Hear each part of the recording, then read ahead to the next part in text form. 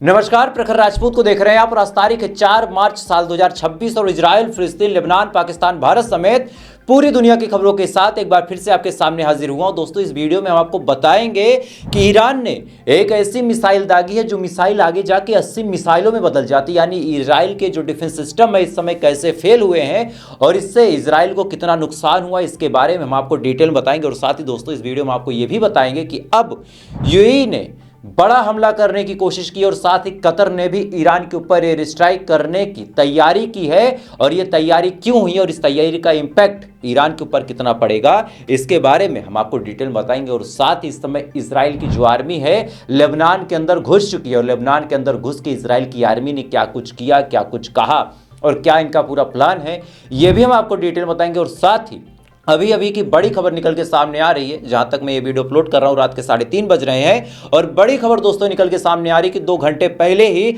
Iran के नए supreme leader का चुनाव होना था और इस चुनाव की जो बिल्डिंग फिक्स हुई थी, जहां पे वोटिंग हो रही थी, वहां पे भी बड़ा हमला इजराइल ने किया है। और इस हमले में कितना नुकसान हुआ है, क्या कुछ हुआ है, इसके बारे में भी हम आपको डिटेल बताएंगे। और साथ ही इस समय इजराइल को कितना नुकसान हो रहा है वो भी हम डिटेल में बताएंगे। यानी यकीन मानिए दोस्तों, आज की खबर बहुत ज़्यादा अहम है, बहुत ज़्यादा इंपॉर्टेंट है।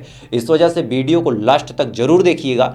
चैनल पर नए हैं तो वीडियो को लाइक करके, चैनल को सब्सक्राइब करके अपना प्यार जरूर दीजिएगा। और साथ ही सुबह के 3:30 बजे आपके मुंह से पहली दुआ ईरान के लिए निकलेगी या फिर इजराइल के लिए निकलेगी, कमेंट करके बताइएगा। तब तक एक एक करके मैं आपको खबरें बताता हूँ। और सबसे पहली खबर, सबसे अहम खबर दोस्तों निकल के सामने आ रही इस समय ईरान के हवाले से। दरअसल ईरान में एक सबसे बड़ी समस्या ये चल रही है कि जब से सुप्रीम लीडर आयतुल्लाह खामनी साहब को शहीद किया गया, उनका कत्ल किया गया, तो अब सबसे बड़ी प्रॉब्लम की बात यह है कि ईरान के नए सुप्रीम लीडर को किसे बनाया जाए। यानी सबसे बड़ी बात यह है कि जो कदकाठी, जो शख्सियत खामनेई साहब की थी, सेम उसी कदकाठी के शख्स को तो सुप्रीम लीडर बनाया जाएगा। क्योंकि किसी और को अगर बनाया गया तो वो खामनेई के पद का अपमान होगा। क्योंकि जो पोस्ट, जो कमान उन्होंने संभाली थी, उन्होंने एक इज्जत बख्श दी है उस पोस्ट को। और उस पर बैठने वाला कोई हल्का इंसान नहीं होना चाहिए, उसका जमीर, उसका ईमान पक्का होना चाहिए, जो मरने से ना डरे। और यही वजह है कि अब नए सुप्रीम लीडर के चुनाव को लेके टेंशन चल रहा है ईरान के अंदर कि किसको बनाया जाए, किसको ना बनाया जाए। अब कहानी यह है कि आज कौम के अंदर रात को, अपने यहाँ के टाइम के हिसाब से रात को लगभग 10:30-11 बजे एक मीटिंग हो रही थी। और जैसे ही इस मीटिंग में वोटिंग शुरू होती है कि फला शख्स को सुप्रीम लीडर बनाया जाए, कुछ लोग किसी और के बारे में बोल रहे थे, किसी और की पसंद कोई और था, कोई किसी और को बनाना चाहता था। और इसी दौरान इजराइल को इसके बारे में भनक लगी और इजराइल ने उस बिल्डिंग पर बड़ा हमला किया।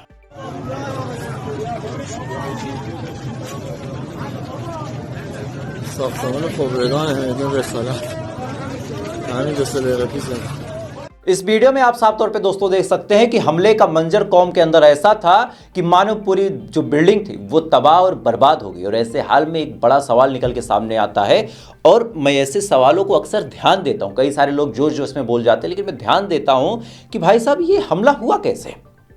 मतलब कोई मीटिंग होने वाली है, जैसे खामनेई साहब की मीटिंग होने वाली थी, इसके बारे में भी पता चल गया इजराइल को।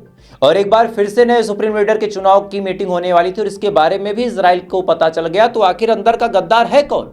वो कौन सा शख्स है जो तमाम लोगों को मरवाने पे तुला है? वो कौन सा शख्स है जो इजराइल से पैसे लेके, इजराइल का एजेंट बन के ईरान के अंदर इतना घुल मिल गया है कि ईरान के लोगों को उसके ऊपर डाउट ही नहीं हो रहा। और कई बार ऐसा हुआ है कि ईरान के जो जासूस हैं वो इतना आगे बढ़ चुके हैं, आपको जान के हैरानी होगी कि ईरान के जासूस इतना आगे बढ़ चुके हैं कि कुछ कुछ देशों में जाके वहां पे वो राष्ट्रपति की शपथ ले चुके हैं। ऐसा हुआ, इतिहास उठा के आप देखिए। तो ऐसा नहीं कि ये जो जासूस है ये कोई छोटा मोटा आदमी हो, ये ईरान के मंत्रालय में कोई बड़ा मंत्री हो सकता है, ईरान के डिफेंस में कोई मेजर जनरल हो सकता है, कोई फॉरेन मिनिस्टर हो सकता है, कोई प्रवक्ता हो सकता है, या फिर कोई IRGC का कमांडर भी हो सकता है।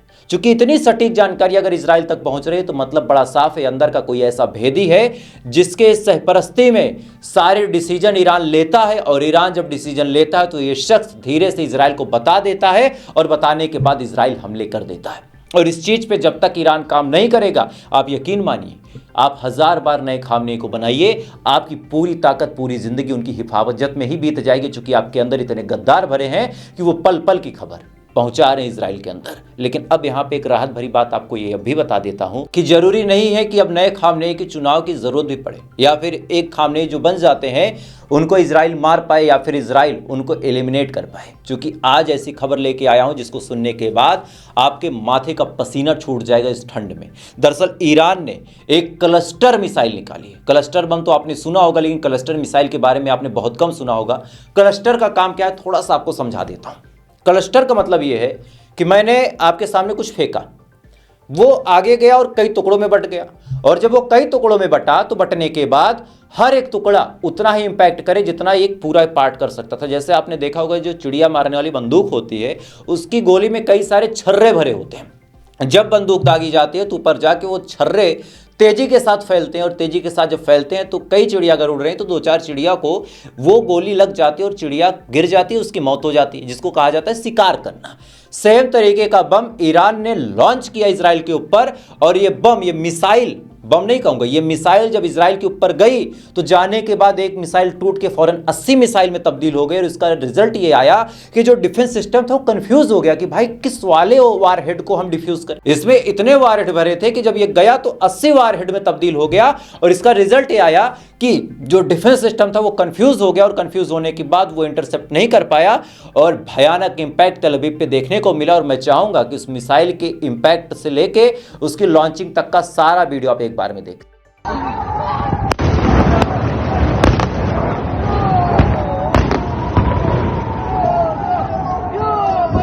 भाई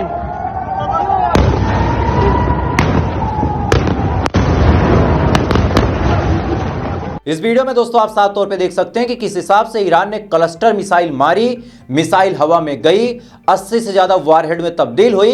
एक एक वारहेड जब इंटरसेप्ट करने की कोशिश कर रहे थे, कर नहीं पाए। एक एक वारहेड को जब गिराने की कोशिश कर रहा था इजराइल, नहीं कर पाया। भयानक तबाही का मंजर इजराइल में आया, कई सारी बिल्डिंगें तबाह हो गई। और अब जो इनके बंकर हैं, जिनके बारे में इजराइल बड़ा इतराता है यार कि हमारे पास बड़े बंकर हैं, आज उनकी तस्वीरें निकल के सोशल मीडिया पे आई हैं। दावा यह किया जा रहा है कि बंकर पूरी तरीके से फुल हैं। आलम यह है कि जो लोग बच गए हैं वो लोग दीवार के सहारे खड़े हो गए कि चलो यार कुछ तो जिंदगी बचेगी, और उसका भी एक्सक्लूसिव वीडियो आप देखें पहले। इस वीडियो में दोस्तों आप साफ तौर पे देख सकते हैं कि किस हिसाब से सैकड़ों की तादाद में लोग दीवार के सहारे अपनी जिंदगी को बचा रहे हैं। यही काम अगर ये शुरू में कर लेते, अपनी जिंदगी अगर इतनी ही प्यारी थी तो ईरान के ऊपर हमला ना करते, गाजा को तबाह और बर्बाद ना करते, बाकी पूरी दुनिया भी तो अमन और चैन से रह रही। आज बेंजामिन नेतन्याहू का एक ऐसा बयान निकल के सामने आया जिसको देखने के बाद तो मेरी हंसी फूट गई। बेंजामिन नेतन्याहू ने कहा कि भाई साहब नॉर्थ कोरिया के पास न्यूक्लियर बम है, नॉर्थ कोरिया बनाने की कोशिश कर रहा था, सबने रोकने की कोशिश की लेकिन कोई भी नहीं रोक पाया। लेकिन आज देखिए कि North Korea death to America के नारे नहीं लगाता, लेकिन ईरान लगाता है। यानी यकीन मानिए ईरान 50 नॉर्थ कोरिया के बराबर है। पहले आपको बयान थोड़ा सा सुनिए। I mean, look, nobody stopped North Korea, so they now have ballistic missiles and nuclear warheads. But they don't say death to America. Iran is 50 North Koreas. Iran is committed to your destruction. इस video में दोस्तों आप साफ तौर पे सुन सकते हैं कि बेंजामिन नेतन्याहू ने ईरान की तुलना 50 नॉर्थ कोरिया से कर दी। लेकिन ये वीडियो आखिर बेंजामिन नेतन्याहू ने क्यों बनाया, आप समझिएगा। चलिए 1 सेकंड का मोहलत देता हूं, 1 सेकंड का आपको वक्त देता हूं, कमेंट करके बताइए अगर आप समझ गए हो, और जो नहीं समझ पाए अब उनको समझाता हूं। दरअसल इजराइल के प्रधानमंत्री बेंजामिन नेतन्याहू का प्लान ही यही है कि हर मामले में जानबूझ के अमेरिका के टांग को खींचो। नहीं तो ईरान कब इजराइल के बारे में गलत बोलता था, जब शुरुआत में इजराइल कुछ नहीं करता था तो कब बोलता था, और अमेरिका के बारे में तो कोई कुछ बोलता ही नहीं था। लेकिन जानबूझ के अब बेंजामिन नेतन्याहू अमेरिका का नाम घसीट रहे हैं ताकि अमेरिका के जो लोग हैं वो अपनी सरकार से कहें कि हाँ भाई खामनेई ऐसे नारे लगाता था, इस वजह से खामनेई को मारा गया और ईरान को अब तबाह कर दिया जाए। मतलब एप्स्टीन की फाइल के नाम पे पहले डोनाल्ड ट्रंप को ब्लैकमेल करके जंग के मैदान में कुदाया, और उसके बाद क्या किया, आवाम को भड़काना शुरू। और एक चीज आप जान लीजिए, एक ही झूठ को 50 मरतबा आपके सामने पेश कर दिया जाए, जैसे भी आपको बताता हूं, एक ही झूठ को 50 मरतबा आपके सामने पेश कर दिया जाए, उस झूठ को आप सच मान लेंगे। क्योंकि आज सोशल मीडिया पे एक वीडियो वायरल हुआ जिसमें दिखाया जाता है कि यूपी पुलिस और मुसलमानों के बीच बड़ी झड़प हुई। पहले वो वीडियो देखें आप।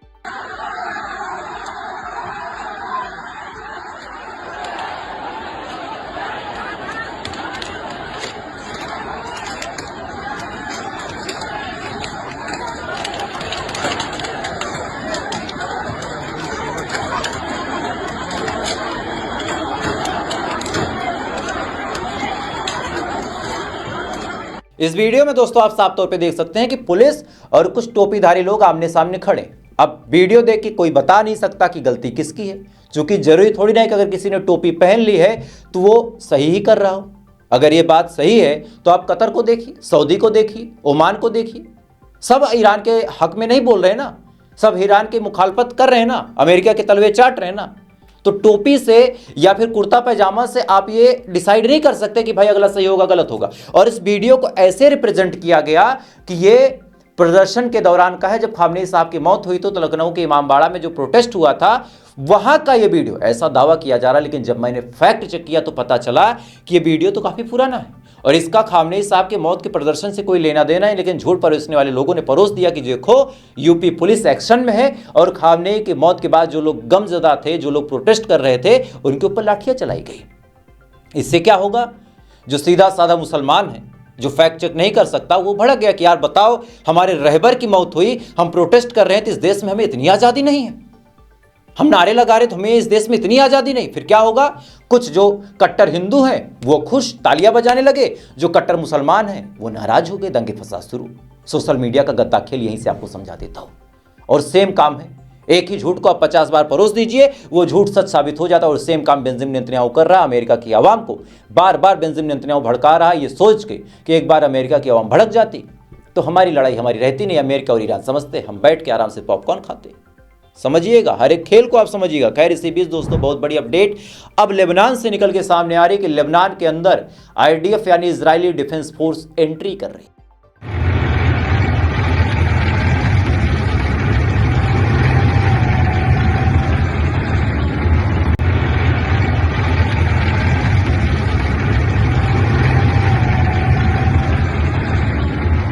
यानी अगर साफ तौर पे कहा जाए तो इजराइल अभी भी अपने मकसद को नहीं भूला है, अपने ग्रेटर इजराइल के सपने को नहीं भूला है। और आईडीएफ जानबूझ के अंदर इसलिए घुस रही, चूंकि इनका प्लान है कि कुछ भी किया जाए, कुछ भी कर लिया जाए, बस एक काम हो जाए कि कुछ भी करके लेबनान को भी अब कब्जा लो। गाजा को तो ये कब्जा कर चुके, वेस्ट बैंक पे इनकी नजर है, वो भी आधा कब्जा चुके हैं, अब लेबनान के पीछे पड़े। चूंकि सबको पता है कि अभी जंग चल रही है, ईरान व्यस्त है, ईरान मदद नहीं कर पाएगा, तो ऐसे हाल में लेबनान को ले लो अपने अंदर। समझिएगा इनका प्लान, इनकी सोच। ये इतने कमीने लोग हैं कि ऐसे सिचुएशन में भी अपना फायदा सोचते हैं। मौत सर पे नाच रही है, उससे कोई खास फर्क नहीं पड़ता, ये अभी भी अपना फायदा सोचते हैं। और इसी बीच अरबों की कहानी आपको बताता हूं। दुबई का दोस्तों बड़ा बयान निकल के सामने आया है और ये बयान का तो ऊपर वाला ही मालिक है। कहां से बयान आया मुझे नहीं पता, झूठ कहां से फैलाया गया मुझे नहीं पता, सच गलत का फैसला आप कमेंट में कर देना। दुबई का बड़ा दावा है कि भाई साहब हमने 172 मिसाइलें गिरा दी। ईरान ने जो मिसाइलें दागी हमने 172 गिरा दी, 755 के करीब ड्रोन मार गिराए। अब ऐसा कब हुआ, कौन सी मिसाइलें गिराई गई, कौन सा ड्रोन गिराया गया, भाई मेरी जानकारी में तो नहीं है। रात के 3-3 4-4 बजे तक मैं वीडियो बनाता हूँ, फिर सुबह 7 बजे बनाता हूँ, 2 घंटे 3 घंटे सो पाता हूँ, क्योंकि मैं चाहता हूँ कि मेरे जो सब्सक्राइबर है, मेरे जो भाई मुझे शुरू से प्यार दे रहे हैं, उन तक सही खबरें पहुँचे, बिना किसी लौंग लपेट के पहुँचे। लेकिन इसके बाद भी यार कोई ऐसी वीडियो मुझे नहीं मिली। बहरहाल अब सुनिए कतर की कहानी। कतर ने दोस्तों बड़ा ऐलान किया है कि कतर के ऊपर जो दोहा में एयर स्ट्राइक की थी ईरान ने, अब उसके बदले में कतर अटैक करेगा। सोचिए, अब देखिए कि इजराइल कुछ करे या ना करे, कतर अटैक कर देगा। क्यों? क्योंकि अब पूरा अरब आपस में लड़ेगा। जो लोग करबला नहीं देखे थे आज देख लें, बढ़िया कैमरे में देखें, यूट्यूब पे देखें, फेसबुक पे देखें, ट्विटर पे देखें, इंस्टाग्राम पे देखें, आप देखें, आराम से देखें, सुकून से देखें। और ये ऐसे लोग हैं, गाजा के लिए इनका मुंह नहीं खुला था और आज ये लड़ने आ रहे हैं। खैर, इसी बीच बेंजामिन नेतन्याहू के बारे में ईरान ने एक ऐसा बयान दिया जिसको सुनने के बाद नेतन्याहू शायद अब सो नहीं पाएगा, वैसे भी नहीं सो पा रहा होगा, लेकिन शायद कहीं ये न कर दिया। ये ब्रिक्स की न्यूज़ है, ब्रिक्स की।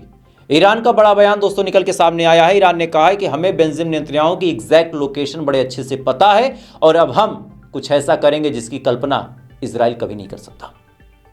अब यह बयान ऐसे वक्त में दोस्तों आया है जिस वक्त ईरान के हमले इतने तेज हैं कि इजराइल उसको सरवाइव नहीं कर पा रहा, इजराइल झेल नहीं पा रहा। और ऐसे हाल में यह बयान निकल के सामने आना कि हमें लोकेशन पता है कि बेंजामिन नेतन्याहू कहाँ छुपा बैठा है और क्लस्टर बम की ताकत, क्लस्टर मिसाइल की ताकत आज पूरी दुनिया देख रही। तो ऐसे हाल में क्या आलम होगा इस समय बेंजामिन नेतन्याहू का, क्या बीत रही होगी अपनी पत्नी अपने बच्चों से। आखिरी मुलाकात कर लो बेटा, आएगी मिसाइल, आएगी। खैर इसी बीच ऐसा नहीं कि ईरान में सब कुछ अच्छा है। आज इजराइल ने और अमेरिका ने ईरान के अलग अलग शहरों में बड़ा हमला किया और मैं चाहूंगा कि उन तमाम हमलों की एक्सक्लूसिव तस्वीर अपनी स्क्रीन पे देखें।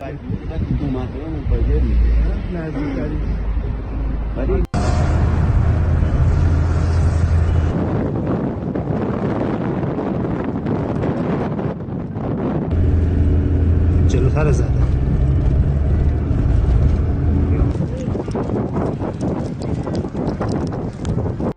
تفضلوا.